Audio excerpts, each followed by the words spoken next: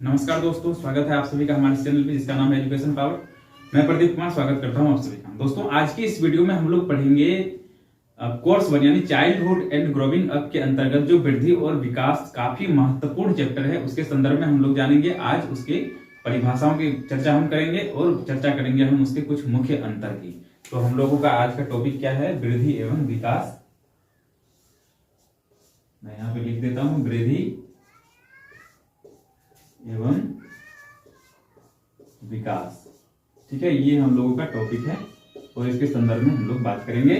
आज हम लोगों का जो मुख्य रूप से बात चर्चा होगी इस पे होगी परिभाषाओं के संदर्भ में। इसके संदर्भ में, परिभाषाओं के संदर्भ में, इससे पिछले वाले वीडियो में भी मैंने परिभाषाएं डाली थी, लेकिन कुछ टेक्निकल प्रॉब्लम के कारण वो सारे हमारे वीडियोस कट हो गए थे। ठीक है, लेकिन फिर भी मैंने उसे यूट्यूब पर अपलोड कर दिया था। चलिए हम लोग देख लेते हैं कुछ परिभाषाओं के संदर्भ में। तो वृद्धि और विकास के संदर्भ में जो परिभाषाएं दी है, अलग अलग साइकोलॉजिस्ट ने अलग अलग प्रकार से दी है, लेकिन हम लोग यहाँ पे मुख्य परिभाषाओं को लेने का प्रयास कर रहे हैं जिसमें सारपूर्ण तथ्य सम्मिलित होते हैं।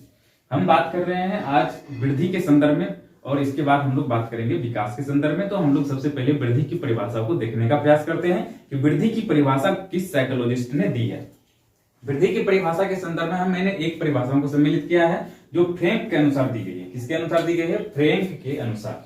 ठीक है, यहाँ पे मैं लिख देता हूं इसके अनुसार, फ्रैंक के अनुसार, फ्रैंक के अनुसार। और इन्होंने कौन सी परिभाषा दी है?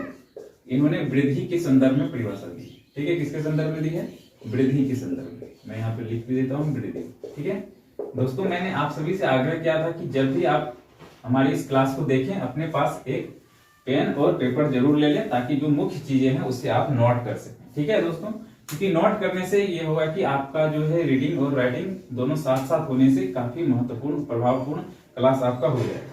तो फ्रैंक के अनुसार हम बात करते हैं वृद्धि की परिभाषा के संदर्भ में। तो वृद्धि की परिभाषा फ्रैंक महोदय ने इस प्रकार दी थी कि उन्होंने कहा कि कोशिकाओं की गुणात्मक वृद्धि ही अभिवृद्धि है, यानी कि कोशिकाओं की गुणात्मक अभिवृद्धि ही क्या है? वृद्धि है। ये कहने का प्रयास किया था किसने?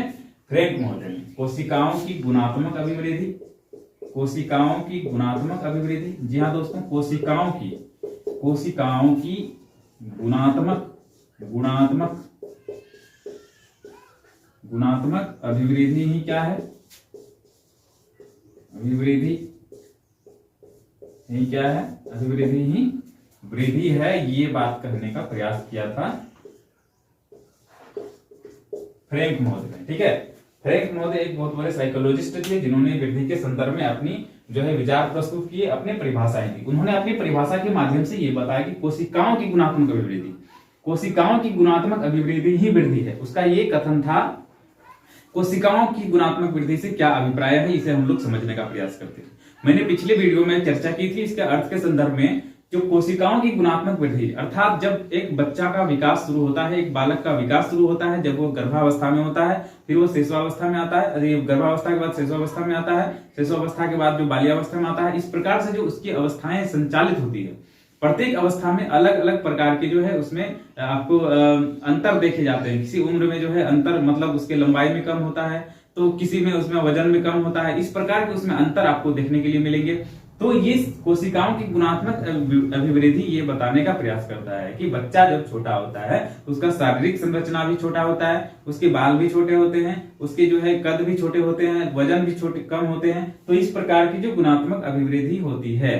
ठीक है, तो कोशिकाओं में गुणात्मक अभिवृद्धि जैसे जैसे उसकी अवस्था में परिवर्तन होता है, जैसे जैसे उसके वर्ष बढ़ते जाते हैं, उसमें जो है अनेक प्रकार के परिवर्तन होते जाते हैं। ये इस परिभाषा के माध्यम से बताने का प्रयास करते हैं। किसने ये परिभाषा दी है? फ्रैंक महोदय ने ये परिभाषा दी है। और इस परिभाषा के माध्यम से वो बताने का प्रयास करते हैं कि वृद्धि क्या है? वृद्धि कोशिकाओं की गुणात्मक अभिवृद्धि है, अर्थात इसका जो है एक पक्षीय संबंध होता है। इससे शारीरिक पक्ष से संबंधित होता है जिसका मापन संभव हो सकता है। मैंने बताया था आपके बाल का बढ़ना, आपकी लंबाई का बढ़ना, आपके वजन का बढ़ना, आदि आदि चीजें। यानी ये जो वृद्धि है ये शारीरिक परिपक्वता से संबंधित होता है। किससे संबंधित होता है? शारीरिक परिपक्वता से संबंधित होता है। और शारीरिक परिपक्वता एक स्तर तक जाकर रुक जाती है, जैसे 30 या 40 वर्ष। जी हाँ, 30 या 40 वर्ष के बाद आपकी शारीरिक जो है शरीर जो है आपका पूर्ण रूप से परिपक्व हो जाता है। इसके बाद ना तो आपकी हड्डी की लंबाई बढ़ती है, ना तो आपकी लंबाई बढ़ती है, ना आपका वजन बढ़ता है, और उसमें जो है दूसरी प्रवृत्ति उसमें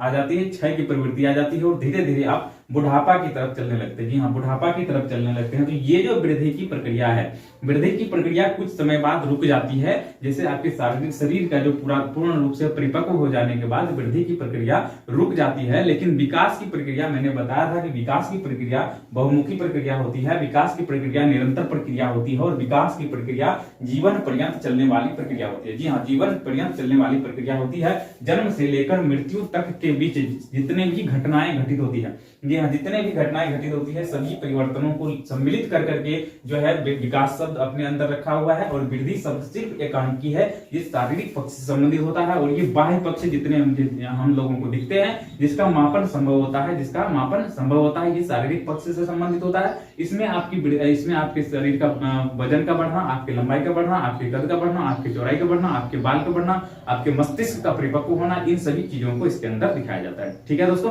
तो वृद्धि क्या होगी? एकात्मक प्रक्रिया होगी, और जो है ये क्या होगी? बहुपक्षीय प्रक्रिया होगी, विकास। तो ये वृद्धि के संदर्भ में मैंने आप सभी के सामने एक परिभाषा को रखने का प्रयास किया, क्योंकि ज्यादा परिभाषा की हम लोगों को आवश्यकता नहीं है। जो आसान सा परिभाषा है उसे हम लोग याद रखेंगे। आप थ्योरेटिकल एग्जाम दे रहे हो या फिर आप ऑब्जेक्टिव एग्जाम दे रहे हो, किसी भी प्रकार के सीटेट, बीटेट, एस्टेट में आप जो एग्जाम दे रहे हो, इस प्रकार के प्रश्न डायरेक्ट ले लिए जाते हैं दोस्तों। इसी को ही प्रश्न बना दिया जाएगा और उससे पूछा जाएगा कि किस मनोवैज्ञानिक का ये कथन है। तो जरा सा आप लोग ध्यान में रखेंगे इन सभी चीजों को। चलिए हम लोग आगे बात करते हैं। वृद्धि के बाद हम लोग बात करेंगे विकास की परिभाषा के संदर्भ में। विकास की परिभाषा के संदर्भ में हम लोग बात करेंगे। विकास की परिभाषा किन महोदयों ने देने का प्रयास किया था, और उन्होंने अपनी परिभाषा के संदर्भ से किन चीजों को स्पष्ट करने का प्रयास किया, हम लोग इसको देखने का प्रयत्न करते हैं। चलिए हम लोग देखते हैं यहाँ पे विकास की परिभाषा के संदर्भ में। सबसे पहले यहाँ पे देखें शेफर एवं कीप। जी हाँ, शेफर एवं कीप काफी जो है प्रचलित मनोवैज्ञानिक है, काफी जो है नामी मनोवैज्ञानिक है, जिन्होंने बहुत सारी परिभाषा दी है, बहुत सारी चीजों की परिभाषा उन्होंने दी है। लेकिन हम बात कर रहे हैं विकास, वृद्धि और विकास के संदर्भ में। तो इन्होंने विकास के संदर्भ में कौन सी परिभाषा दी है, चलिए हम लोग देख लेते हैं। विकास के संदर्भ में इसकी कौन सी परिभाषा है? शेफर एवं कीप की। किसकी बात कर रहे हैं हम? शेफर एवं कीप की हम लोग बात कर रहे हैं। इन्होंने कौन सी परिभाषा दी है? विकास के संदर्भ में। जी हाँ, विकास के संदर्भ में इन्होंने विकास के संदर्भ में कहा। जी हाँ, विकास के संदर्भ में इन्होंने कहा विकास का आशय व्यक्ति के गर्भाधान से मृत्यु तक, जी हाँ, गर्भाधान से लेकर मृत्यु तक घटित होने वाले क्रमबद्ध निरंतरताओं में परिवर्तन से। जी हाँ, क्रमबद्ध निरंतरताओं में परिवर्तन से है। अब हम लोग इसको समझने का प्रयास करेंगे। पहले मैं इसे लिख देता हूं, ठीक है। तो इन्होंने कहा विकास का आशय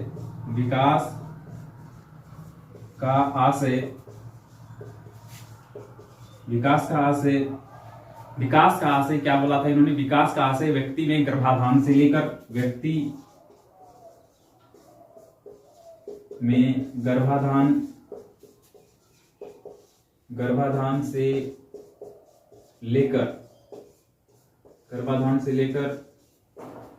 मृत्यु तक घटित होने वाली, ठीक है, घटित होने वाली क्रमबद्ध निरंतरताओं में, यहाँ क्रमबद्ध निरंतरताओं में परिवर्तन से है। निरंतरताओं में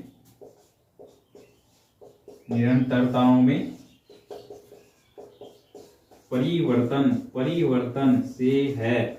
चलिए हम लोग इसको समझने का प्रयास करते हैं। आखिर ये अपनी परिभाषा के माध्यम से किन चीजों को स्पष्ट करने का प्रयास कर रहे हैं?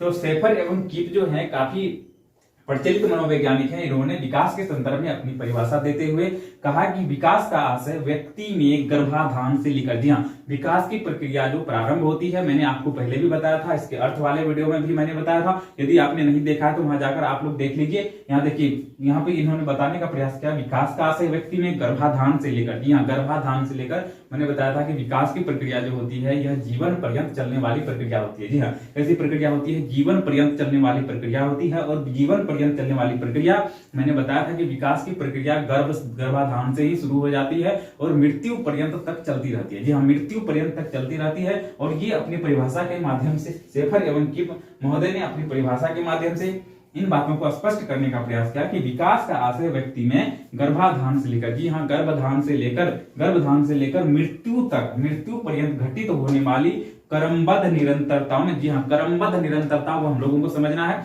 इसका अर्थ ये होता है, क्रमबद्ध निरंतरता का अर्थ ये होता है, जब कोई बच्चा गर्भावस्था में होता है तो इसके बाद वो शिशुअवस्था में जाता है और इसके बाद वो बाल्यावस्था में जाता है, फिर किशोरावस्था में, फिर प्रौढ़ावस्था में, फिर जो है वो वृद्धावस्था में जाता है। ऐसा नहीं होता है कि बच्चा जैसे गर्भावस्था में है और वो बाल्यावस्था में चले जाए, एक अवस्था को वो नहीं कर सकता है। इसीलिए यहाँ पे क्रमबद्ध निरंतरताओं की बात की गई है। क्रमबद्ध रूप से वो जब बच्चा गर्भावस्था में होता है, इसके बाद वो शिशुअवस्था में आता है, शिशुअवस्था के बाद ही वो बाल्यावस्था में जा सकता है। तो ये क्रमबद्ध निरंतरताओं में जो परिवर्तन होता है इससे संबंधित होता है। शेफर एवं किप ने ये बताने का प्रयास किया कि विकास का आशय व्यक्ति में गर्भाधान से लेकर, जी हाँ, गर्भाधान से लेकर के मृत्यु पर्यंत तक घटित होने वाली क्रमबद्ध निरंतरताओं में परिवर्तन से है। ये किसने बताया था? ये शेफर एवं किप ने विकास के संदर्भ में बताने का प्रयास किया। अब हम लोग दूसरी परिभाषाओं को देख लेते हैं। इसके संदर्भ में किसने दिया था? जी हाँ, दूसरी परिभाषाओं की बात यदि हम करें तो यहाँ पे मुनरो, जी हाँ, मुनरो महोदय ने इसके संदर्भ में एक परिभाषा दी थी। अब मुनरो महोदय का क्या परिभाषा था हम लोग यहाँ पे देखने का प्रयास करते हैं। किसने दिया था? मुनरो महोदय ने। मुनरो, जी हाँ, मुनरो महोदय का एक परिभाषा था। मुनरो महोदय क्या परिभाषा देते हैं विकास के संदर्भ में? आइए हम लोग देखते हैं। विकास के संदर्भ में यह बताने का प्रयास करते हैं विकास परिवर्तन श्रृंखला की, जी हाँ, विकास परिवर्तन श्रृंखला की वह प्रक्रिया है, जी हाँ, विकास परिवर्तन श्रृंखला की वह प्रक्रिया है, वह अवस्था है जिसमें बच्चा गर्भावस्था से लेकर पूर्ण अवस्थाओं से होकर गुजरता है। जी हाँ, पूर्ण अवस्थाओं से होकर गुजरता है। यही क्या है? यही विकास की प्रक्रिया है। विकास की प्रक्रिया है। ये कथन दिया था, किसने दिया था? ये कथन मुनरो ने दिया था। मुनरो ने अपने परिभाषा के अंतर्गत ये बताने का प्रयास किया कि विकास जो है परिवर्तन श्रृंखला की वह अवस्था है। मैं यहां पे लिख देता हूं, विकास जो है, विकास क्या है? विकास परिवर्तन श्रृंखला की वह अवस्था है, परिवर्तन श्रृंखला की वह अवस्था है, विकास परिवर्तन श्रृंखला की वह अवस्था है जिसमें बालक गर्भावस्था से लेकर, जिसमें बालक क्या करता है? गर्भावस्था से लेकर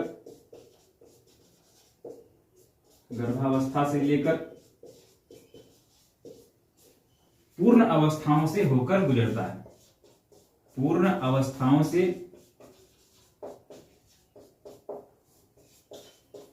होकर गुजरता है। ये बात कहने का प्रयास किए थे किन्होंने?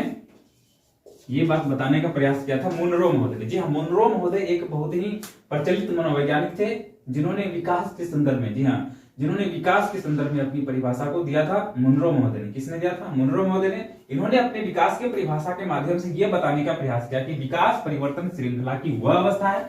विकास क्या है? परिवर्तन श्रृंखला की, जी हाँ, बदलावों की, जी हाँ, परिवर्तन होने की श्रृंखलाओं की वह अवस्था है। विकास जो है परिवर्तन श्रृंखला की वह अवस्था है जिसमें बालक गर्भावस्था से लेकर, जी हाँ, गर्भावस्था से लेकर पूर्ण अवस्थाओं से होकर गुजरता है। जी हाँ, पूर्ण अवस्थाओं से होकर गुजरता है। यही विकास की प्रक्रिया है। विकास की प्रक्रिया है। मैंने आप सभी को पहले ही बताया था कि जीवन पर्यंत चलने वाली प्रक्रिया होती है। विकास की प्रक्रिया जीवन पर्यंत चलने वाली प्रक्रिया होती है जो गर्भाधान से लेकर मृत्यु पर्यंत तक चलती रहती है। और विकास की प्रक्रिया जो होती है निरंतर चलने वाली प्रक्रिया होती है। जी हाँ, निरंतर चलने वाली प्रक्रिया होती है। आपके मानसिक विकास, संज्ञानात्मक विकास, भावात्मक विकास, चारित्रिक विकास, नैतिक विकास, आध्यात्मिक विकास, जितने भी विकास के पक्ष एक मानव के होने चाहिए थे वो सारे विकास के पक्ष विकास अपने अंदर सम्मिलित रखता है। लेकिन वृद्धि जो होती है ये एकात्मक प्रक्रिया होती है। वृद्धि क्या होती है? एकात्मक प्रक्रिया होती है और संकुचित अर्थ अपने अंदर रखता है। विकास जो है, वृद्धि जो है, यह सिर्फ शारीरिक पक्षों से संदर्भित होता है। आपका शरीर जब एक मुख्य रूप में परिपक्व हो जाता है जिसके बाद आपके ना तो लंबाई बढ़ते हैं, ना ही आपकी चौड़ाई बढ़ते हैं, ना ही ऊंचाई आपके, ना ही आपको कद भार में या फिर भार में किसी भी प्रकार का परिवर्तन मिलता है तो ये क्या है, ये एक निश्चित समय के बाद रुक जाती है। जैसे 30 या 40 साल के बाद आपकी जो है वृद्धि जो है रुक जाती है, लेकिन विकास की प्रक्रिया गर्भाधान से शुरू होती है, गर्भाधान से शुरू होती है और जाकर जब तक आपकी मृत्यु नहीं होती है, जी हाँ, जब तक मृत्यु नहीं होती है तब तक विकास की प्रक्रिया संचालित होती रहती है। तो इस प्रकार से इन्होंने जो मुनरो महोदय ने जो परिभाषा दिया, अपनी परिभाषाओं के माध्यम से यह बताने का प्रयास किया कि विकास परिवर्तन श्रृंखला की वह अवस्था है, हाँ वह अवस्था है, परिवर्तन श्रृंखला की वह अवस्था है जिसमें बालक व्यक्ति या फिर मनुष्य जो है बाल्यावस्था से, मनुष्य जो है गर्भावस्था से लेकर पूर्ण अवस्थाओं से होकर गुजरता है। चाहे गर्भावस्था से शुरू करेगा वो, फिर बाल्यावस्था में जाएगा, शिशुअवस्था में जाएगा, बाल्यावस्था में जाएगा, किशोरावस्था में जाएगा, प्रौढ़ावस्था में जाएगा, फिर वृद्धावस्था में जाएगा। अर्थात ये जो संपूर्ण प्रक्रिया, जी हाँ, संपूर्ण प्रक्रिया जो संचालित होती है, जो गर्भावस्था से लेकर जो उसके वृद्धावस्था तक की जो प्रक्रिया संचालित होती है, संपूर्ण प्रक्रियाओं से गुजरना ही विकास की प्रक्रिया है। ये बताने का प्रयास किया था किसने, मुनरो महोदय ने। जी हाँ, किसने बताने का प्रयास किया, मुनरो महोदय ने अपनी परिभाषा के माध्यम से बताने का प्रयास किया कि विकास क्या है, परिवर्तन श्रृंखला की वह अवस्था है जिसमें बालक गर्भावस्था से लेकर पूर्ण अवस्थाओं से होकर गुजरता है। जी हाँ, पूर्ण अवस्थाओं से होकर गुजरता है। तो दोस्तों आप सभी को शायद इसका जो है परिभाषा क्लियर हो गया होगा। अब हम लोग बात करेंगे वृद्धि और विकास के कुछ मुख्य अंतर को देखने का हम लोग प्रयास करेंगे। कुछ मुख्य अंतरों को हम लोग देख लेते हैं, चलिए।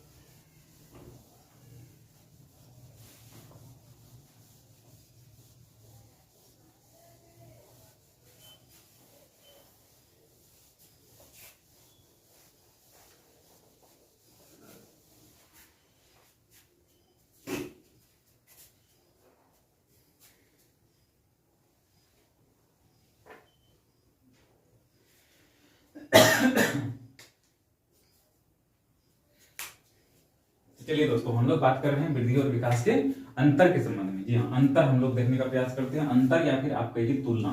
ठीक है, हम लोग बात करेंगे अंतर के संदर्भ में, इसके संदर्भ में बात करेंगे अंतर के संदर्भ में। ठीक है, चलिए हम लोग वृद्धि और विकास के अंतर को हम लोग देखते हैं। एक तरफ मैं लिख देता हूं वृद्धि और इधर हम लोग लिख देते हैं विकास। ठीक है, और देखते हैं इन दोनों में क्या अंतर है मुख्य रूप से। ठीक, चलिए सबसे पहले यदि हम वृद्धि की बात करें, वृद्धि और विकास में क्या अंतर है मुख्य रूप से, इसकी हम लोग बात करें तो ये बातें स्पष्ट रूप से निकल कर आ जाती है आपकी परिभाषाओं से, स्पष्ट रूप से आपके अर्थ वाले वीडियो जो है उससे निकल कर आ जाते हैं। लेकिन फिर भी मैं यहाँ पर अलग से आप लोगों का अंतर स्पष्ट करने का प्रयास करता हूँ। ठीक है दोस्तों, तो वृद्धि की बात करें यदि हम और विकास की बात करें तो इन दोनों में क्या मुख्य अंतर है, इसके संदर्भ में हम लोग बातें कर लेते हैं। वृद्धि जो होता है, वृद्धि एकांकी प्रक्रिया होती है। मैंने पहले भी बताया था वृद्धि एकांकी प्रक्रिया होती है, यानी कि इसका सिर्फ और सिर्फ आपके शारीरिक परिपक्वता से संदर्भित होता है। आपके भार का बढ़ना, आपके वजन का बढ़ना, आपके लंबाई का बढ़ना, आपके कद का बढ़ना, आपके नाखून का बढ़ना, आपके बाल का बढ़ना, इन सभी चीजों को जिसे हम लोग माप सकते हैं। जी हाँ, जिससे हम लोग माप सकते हैं, अर्थात ये संख्यात्मक होता है। ठीक है, जिसे हम लोग माप सकते हैं। तो सबसे पहले जो इसके जो हम लोग देख लेते हैं, पहला अंतर क्या हो जाएगा, यह क्या होता है, यह एकात्मक होता है। ठीक है, क्या होता है, वृद्धि एकात्मक प्रक्रिया होती है। मैं लिख देता हूं वृद्धि क्या होती है, एकात्मक प्रक्रिया होती है, एकात्मक प्रक्रिया होती है, प्रक्रिया होती है। और जब बात करेंगे हम विकास के संदर्भ में तो विकास क्या हो जाएगी, विकास बहुपक्षीय प्रक्रिया होती है। यह क्या होती है, बहुपक्षीय प्रक्रिया होती है, बहुपक्षीय प्रक्रिया। मैंने पहले भी आप सभी को बताया था बहुपक्षीय प्रक्रिया का अर्थ क्या होता है, बहुपक्षीय प्रक्रिया का अर्थ क्या होता है, ये अपने अंदर बहुत सारी चीजों को समेटे हुए। जी हाँ दोस्तों, ये अपने अंदर क्या है, बहुत सारी चीजों को समेटे हुए है। चाहे इसमें आप बात कर लें उसके शारीरिक पक्ष, मानसिक पक्ष, भावात्मक पक्ष, नैतिक पक्ष, चारित्रिक पक्ष, जितने भी मानव के डेवलपमेंट होते हैं, जितने भी मनुष्य में डेवलपमेंट होते हैं, अर्थात जो है जितने भी एक मनुष्य में शुरू से लेकर अंत तक जितने भी बदलाव होते हैं, चाहे शारीरिक बदलाव हो, मानसिक बदलाव हो, नैतिक बदलाव हो, चारित्रिक बदलाव हो, आध्यात्मिक बदलाव हो, भावात्मक बदलाव हो, किसी भी प्रकार की जो उसमें चेंजेस होते हैं, उन सभी विकास को, सभी के विकास को जो है सभी पक्षों को ये संबंधित होता है, किससे? विकास से संबंधित होता है। लेकिन इसका संदर्भ जो होता है, इसका संदर्भ सिर्फ और सिर्फ शरीर से होता है, इसीलिए इसे एकात्मक प्रक्रिया कहा जाता है और इसे बहुपक्षीय प्रक्रिया कहा जाता है। तो समझ में आ गई आप सभी को, शायद ये एकात्मक प्रक्रिया है, ये बहुपक्षीय प्रक्रिया है। ये पहला अंतर। दूसरे अंतर की यदि हम बात करें तो इसका मापन क्या होता है? इसका मापन संभव होता है। इसका मापन क्या होता है? इसका मापन संभव है। इसका मापन क्या है? आसानी से संभव है, मापन संभव है।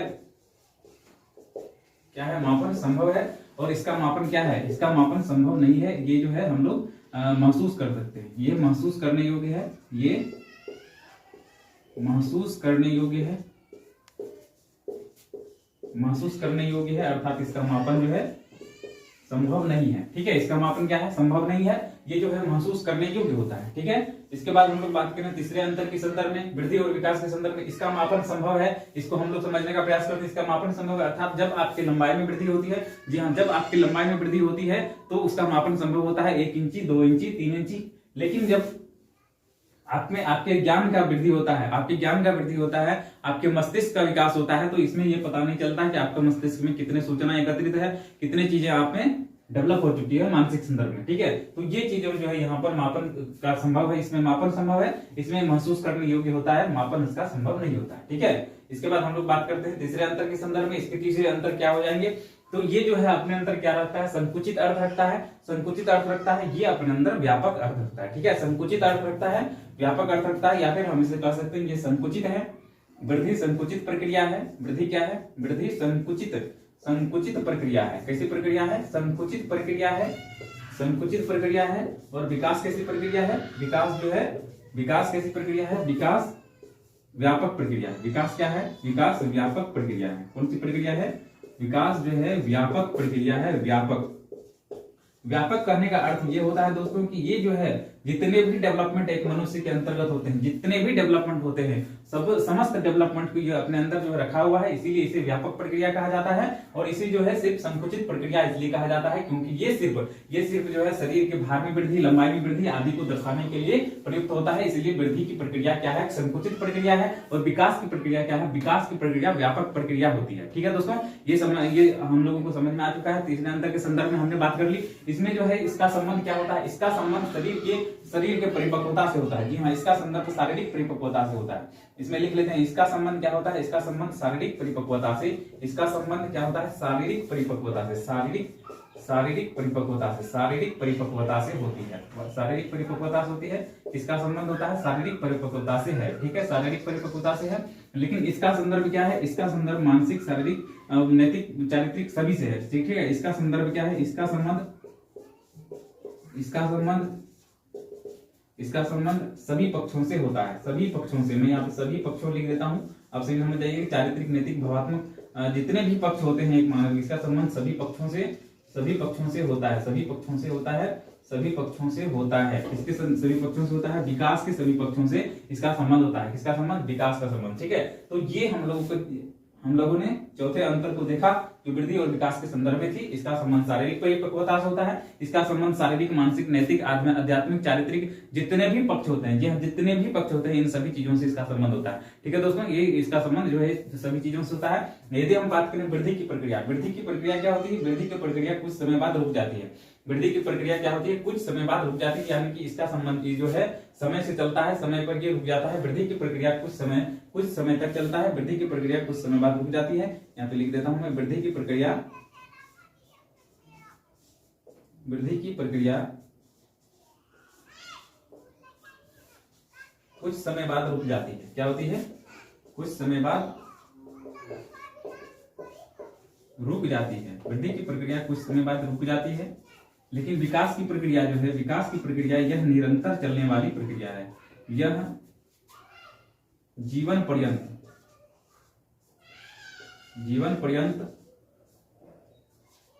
चलने वाली प्रक्रिया है। क्या है? जीवन पर्यंत चलने वाली प्रक्रिया है। तो इस प्रकार मैंने मैंने पहले भी आपको बताया था, वृद्धि की प्रक्रिया कुछ समय बाद रुक जाती है।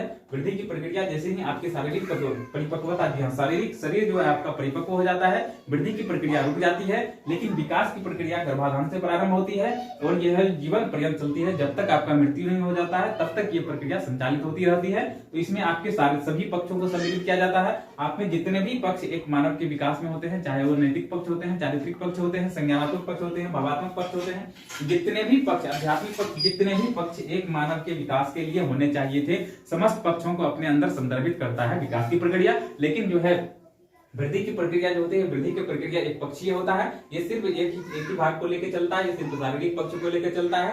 उसमें भी शारीरिक परिपक्वता से संदर्भित होता है। इसके संदर्भ में परिभाषाएं भी दी गई है। कोशिकाओं की गुणात्मक परिवर्तन की, हम कोशिकाओं की गुणात्मक परिवर्तन से तात्पर्य है, पहले कोशिका छोटी थी, आपके शरीर भी छोटे थे।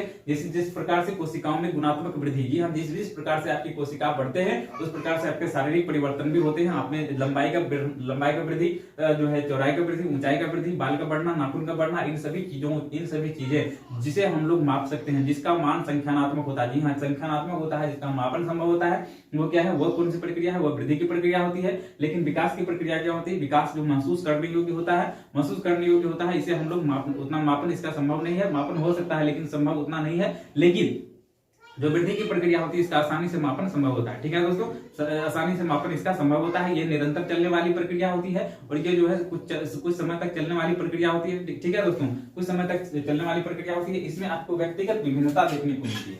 यह दोस्तों ये क्या होता है, व्यक्तिगत विभिन्नता होती है। व्यक्तिगत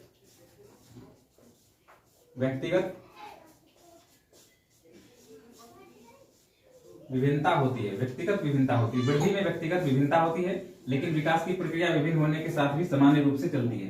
ठीक है, वृद्धि की प्रक्रिया लिख देता हूं। वृद्धि की प्रक्रिया क्या है, वृद्धि की प्रक्रिया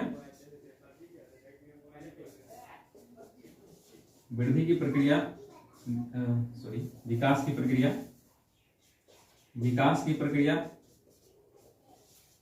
प्रक्रिया क्या होती है, सामान्य रूप से चलती है। अब हम लोग इसको समझने का प्रयास करते हैं।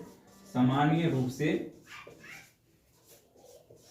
रूप से चलती है, इसको हम लोग समझने का प्रयास करते हैं। ये शब्द क्या बताने का प्रयास करता है, ये लाइन क्या बताने का प्रयास करता है। देखिए यहाँ पे व्यक्तिगत विभिन्नता होती है। जी हाँ, व्यक्तिगत विभिन्नता होती है।